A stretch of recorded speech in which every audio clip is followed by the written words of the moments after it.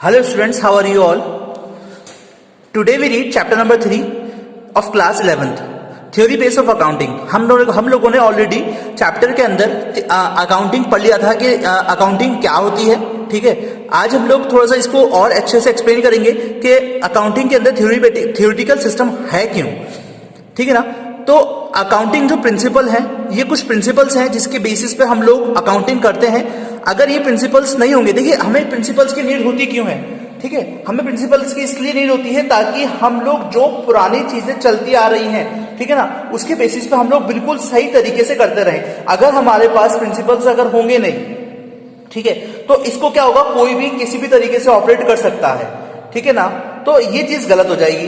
ठीक है ना. तो इसीलिए हम लोगों को ये पता है, हम लोगों को ये चीज पढ़ने को मिल रही है कि accounting principle is a norms और rules of accounting to maintain uniformity. है ना. अकाउंटिंग प्रिंसिपल्स इस तरीके से हैं कि ये कुछ ऐसे नॉर्म्स हैं या और ऐसे रूल्स हैं जिसके थ्रू पर जिसके द्वारा हम लोग ये चीज सीख सकते हैं कि कैसे हम लोग रूल्स को फॉलो करते हैं और किस तरीके से हम लोग अकाउंट्स को मेंटेन करते हैं. ठीक है, ये होते हैं, ये जो अकाउंटिंग प्रिंसिपल्स हैं, इसको हम लोगों ने 3 टाइप्स में डिवाइड करा है. ठीक है, वो क्या है हमारे, एक तो है मैनमेड है, इसे हम लोगों ने बनाया है और किसी ने नहीं बनाया, यानी कि ऐसे नहीं है कि ऊपर से होकर आ गए हैं. ठीक है, इसे हम लोगों ने ही बनाया है. फिर दूसरा है हमारा फ्लेक्सिबल है, इसको आसानी से हम लोग किसी भी तरीके से किसी भी वे में हम लोग एक्सेप्ट कर सकते हैं और ये जनरली एक्सेप्टेड होते हैं. ये इन्हें हर कोई ही फॉलो कर सकता है. इसीलिए इसको समझने के लिए हम लोगों ने एक इंपॉर्टेंट टर्म बनाई है जिसको हम लोग बोलते हैं गैप. गैप का मतलब होता है जनरली एक्सेप्टेड अकाउंटिंग प्रिंसिपल. ठीक है ना. इसको हम लोग किसी भी तरीके से एक्सेप्ट कर सकते हैं अकाउंटिंग प्रिंसिपल्स को. है ना. ये चीज याद रखिएगा. अगर एग्जाम में अगर आप लोगों को आ जाती है कि what is the full form of gap, तो आप लोगों को ये लिखनी पड़ेगी जनरली एक्सेप्टेड अकाउंटिंग प्रिंसिपल. ठीक है ना बच्चों. नेक्स्ट हम लोगों ने इसको 2 पार्ट्स के अंदर डिवाइड करा था, जिसे हम लोग बोलते हैं अकाउंटिंग कॉन्सेप्ट्स और दूसरा होता था हमारा अकाउंटिंग कन्वेंशंस. कन्वेंशन मतलब होता है प्रथा, ट्रेडिशनल, जो परंपरा के रूप से हम लोग जो ट्रेडिशनल है, यानी कि जो बरसों से चली आ रही है, उसे हम लोग कहते हैं अकाउंटिंग प्रिंसिपल्स. ठीक है ना. अकाउंटिंग कॉन्सेप्ट्स का मतलब था फंडामेंटल अकाउंटिंग फंडामेंटल अकाउंटिंग के बेसिस पर भी हम लोगों ने इसको 3 भागों में बांटा था, जो है हमारा गोइंग कंसर्न, कंसिस्टेंसी और एक्रूअल. गोइंग कंसर्न ऑलरेडी हम लोगों ने पढ़ चुके थे. ठीक है ना.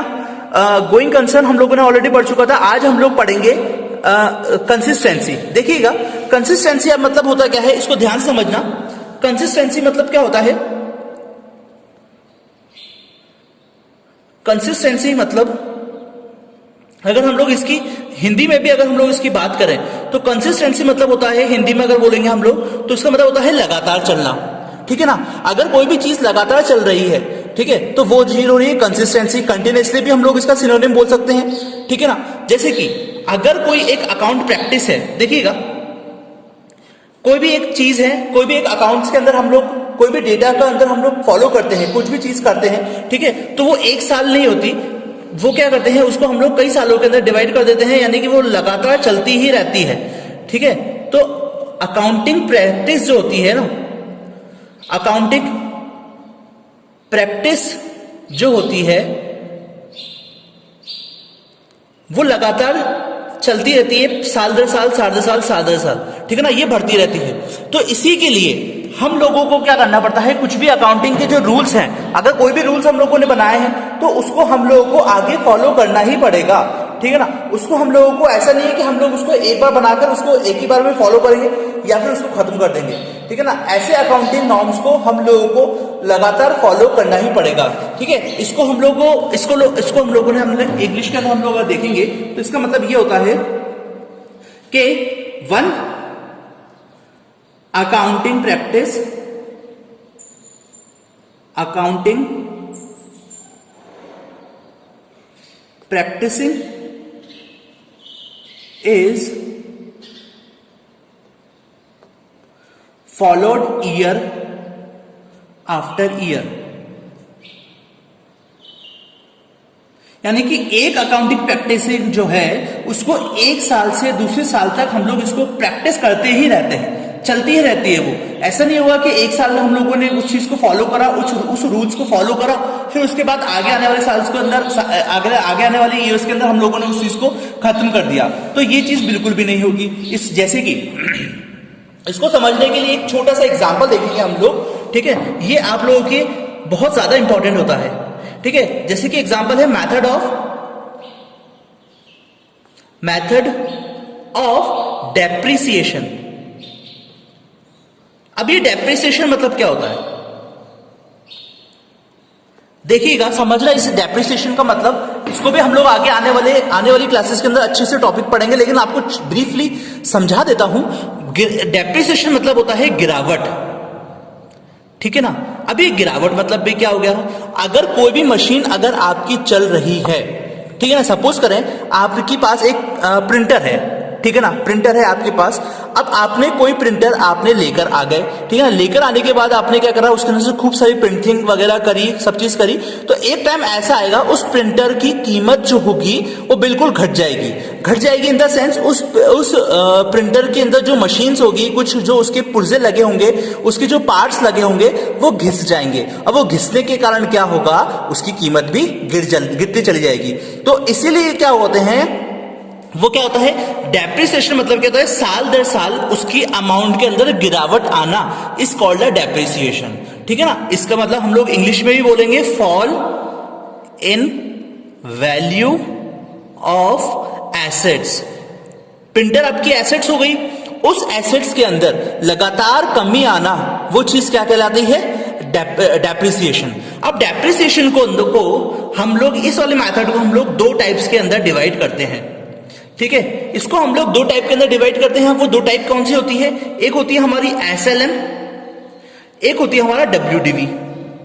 ये क्या होती है भाई, SLM और WDV क्या होती है, हम लोग इसको देखेंगे अभी। SLM मतलब क्या होता है, जो एक साल तक चूज तो करा है जिसने, आने वाले उस जिसको हम लोग आने वाले कई सालों तक उसको यूज करेंगे, इसे कहते हैं कंसिस्टेंसी, या फिर SLM या WDV कह जाता है, ठीक है ना। इसको ध्यान रखिएगा कि अगर हम लोगों ने एक साल तक कोई चीज को चूज करा है, ठीक है ना, किसी भी मेथड को हम लोगों ने अगर ऑप्ट करा है, तो वो कई सालों तक वही चीज हमारी लगातार चलती रहेगी, जिसे हम लोग कहेंगे कंसिस्टेंसी। अब देखिएगा, जैसे हम लोग क्या करते हैं, आज के टाइम के अंदर क्या होगा, जैसे पेटीएम मनी है, ठीक है ना, पेटीएम मनी पर से हम लोग कुछ भी चीजें शेयर्स वगैरह हम लोग लेते हैं, कभी आप लोगों ने देखा होगा। तो वो क्या होगा, हम लोग अगर कोई भी शेयर्स लेंगे ना, तो वो शेयर्स होगा, अगर सपोज करें वो शेयर्स की कीमत है 500 रुपीज, ठीक है ना, और हम लोगों ने अगर SLM को ऑप्ट कर दिया, तो क्या होगा, हमारा हर महीने हमारे बैंक अकाउंट से 500 रुपए उस डेट को जो डेट हमने ऑप्ट करी है, उस डेट में से वो लेस होती चली जाएगी, हमारे अकाउंट में से डिडक्ट होते चले जाएंगे, ठीक है ना। हर महीने कुछ सालों तक, जो साल भी हम लोगों ने उसमें देंगे कि यार हमारे को 5 साल तक हर महीने 500 रुपए हमारे अकाउंट में से ऑटोमेटिकली डिडक्ट हो जाए, ठीक है ना। तो इसे कहा जाता है SLM, ठीक है ना। समझ में आ गया, आई होप आप लोगों को, ठीक है। अब इसको हम लोग समझेंगे accounting practice can be change. Accounting practice जो है वो कभी चेंज हो सकती है, change only if law requires, है ना। देखिए, अकाउंटिंग प्रैक्टिस कब चेंज हो सकती है, ये भी बहुत ज्यादा इंपॉर्टेंट है। हर एक चीज के अंदर हर एक चीज का बदलाव बहुत जरूरी है।